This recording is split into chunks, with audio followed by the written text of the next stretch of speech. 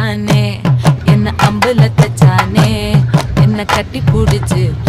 வச்சானே ஊரில் கண்டது